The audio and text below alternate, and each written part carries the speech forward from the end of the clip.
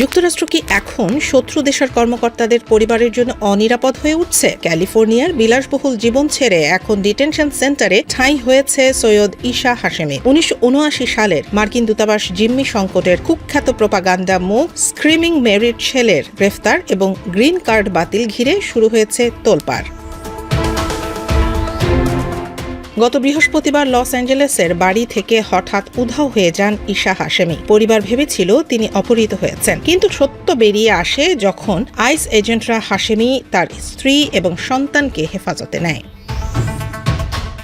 Hashemi Chicago স্কুলে প্রফেসরি করছিলেন এবং বিলাসবহুল অ্যাভলন অ্যাপার্টমেন্টে থাকতেন, কিন্তু তার মা মাসুমে ইফতেকারের অতীত, যিনি মার্কিন জিম্মিদের ওপর অত্যাচারের প্রোপাগান্ডা চালাতেন, শেষ পর্যন্ত হাশেমির উপর কাল হয়ে দাঁড়ালো। হাশেমি কখনোই তার মায়ের কর্মকাণ্ডে নিন্দা জানাননি।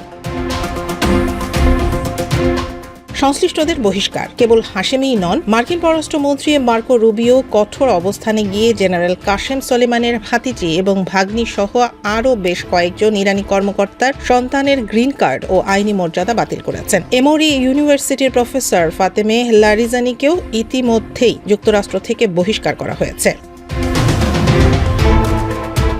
স্টেট ডিপার্টমেন্টের বার্তা পরিষ্কার, আমেরিকা কোনোভাবেই শত্রুভাবাপন্ন দেশের জন্য নিরাপদ স্বর্গ হবে না। জাতীয় নিরাপত্তা বনাম ব্যক্তিগত অধিকার, এই বিতর্কে জয় হলো কঠোর আইনি অবস্থানের।